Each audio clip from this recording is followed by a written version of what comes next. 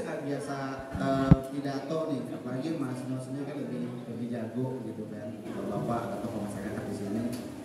Kita bertanya ini Pak, jadi kebetulan saya juga tinggalnya di DPP, jadi saya tahu lingkungan di sini sekitarnya, emang jarang berkunjung aja.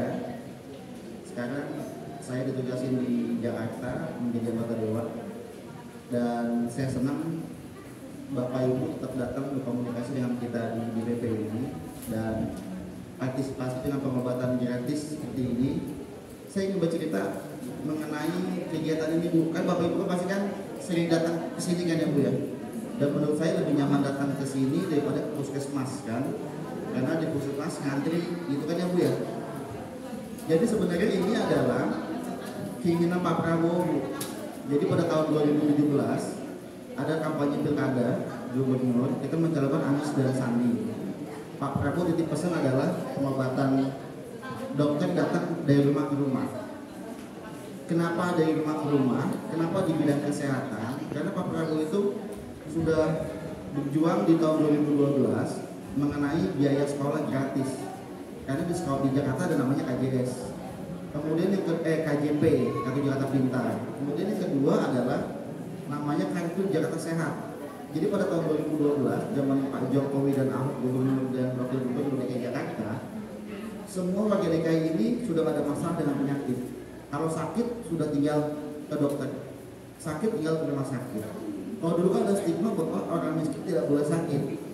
Pada tahun 2012 orang Jakarta bebas sakit, mau sebulan 2 kali ke rumah sakit silahkan, dibayarin sama DKI. Benar nggak Bu? Asal KTP-nya DKI. Benar nggak Bu?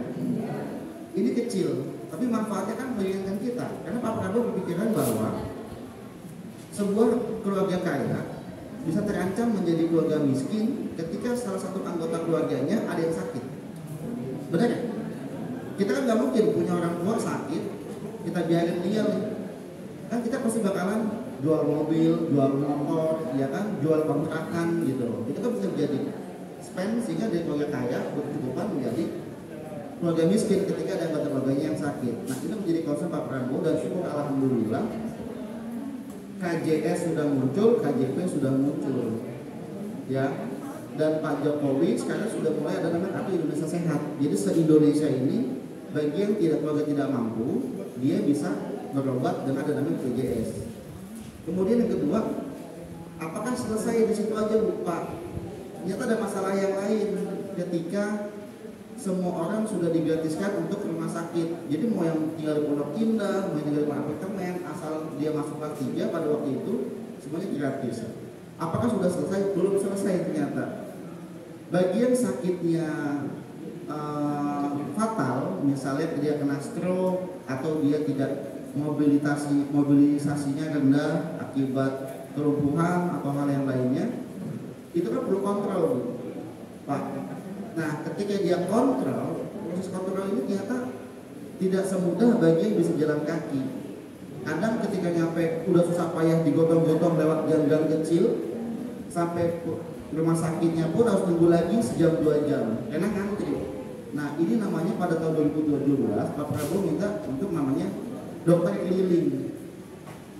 Jadi bisa dilihat Ibu, warga yang dia tidak bisa mobilisasi, tidak bisa berjalan akibat penyakit stroke, nanti akan ada petugas dari puskesmas yang kontrol, datang apakah gulanya oke, apakah obatnya masih cukup gitu. Tapi belum terwujud, mudah-mudahan segera terwujud di gubernur yang baru nanti. Makanya di sini saya ingin ngajak Bapak Ibu sekalian bahwa politik ini kalau digunakan dengan baik bisa bermanfaat buat warga.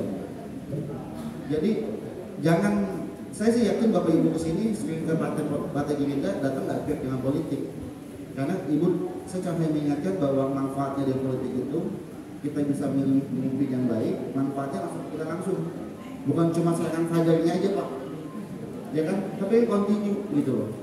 Contoh kita udah ada KJP, sudah ada KJS, next kita akan coba push bahwa petugas puskesmas ngecek ke lansia-lansia. Lansia-lansia ini kalau misalnya ditelat kontrol akan kelihatan di aplikasi. Sehingga kenapa nih? Apakah dia nggak ada yang nganterin, dokternya kontrol dia nggak datang? apakah dia nggak punya uang ataukah sudah meninggal tapi belum dilaporin. Ini banyak hal. Kenapa? Karena Jakarta bisa seperti ini karena peran dari para lansia sekarang. Bukan dari peran saya, Bu. Pak, saya ini generasi yang menikmati pembangunan kota Jakarta oleh Bapak Ibu sekalian. Dan bentuk terima kasih kami adalah memperhatikan para lansia. Contohnya ada kartu lansia, ya Pak. Memang belum semuanya dapat, tapi ya saya berharap kartu lansia semuanya bisa dapat karena lansia itu adalah mutlak. Kaya miskin tidak mutlak.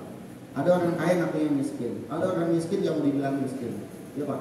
Tapi kalau lansia sudah jelas, ya Bu ya. Jadi saya ucapkan terima kasih Bapak Ibu sekalian. Semoga cepat sembuh, awal yang kontrol baik, vitaminnya, semoga tetap beraktivitas semuanya. Dan doain juga dokter-dokternya, Pak Dokter dan tim perawat, Bu Dokter, terima kasih sudah mau bantuin, seragamnya bagus. Semoga dokter juga mau terus membantu kita di sosial, banyak kerja panjang di DPP ini Bu. Kalau misalnya suka ada gangguan kebisingan dari DPP, saya mohon maaf. Mungkin kadang kita aktivitas kita waktu masa-masa kampanye 24 jam Bu, truk datang keluar lagi, terus ada cek sound segala macam, ya kami minta mohon maaf karena yang kami lakukan di sini adalah bukan kepentingan kita, yang kami lakukan di sini adalah kepentingan seluruh bangsa Indonesia. Yang kita pikirin adalah tentang keluarga kita, yang kita pikirin adalah tentang keluarga Bapak Ibu, keluarga saudara-saudara kita seluruh Indonesia yang ada bahkan yang tersebar di seluruh dunia. Demikian dari saya, semoga sehat selalu, bahagia selalu. Yang penting kalau sakit kepala ada obatnya Bu. Kalau pusing, saya bingung obatnya di mana ya. Terima kasih. Assalamualaikum warahmatullahi wabarakatuh.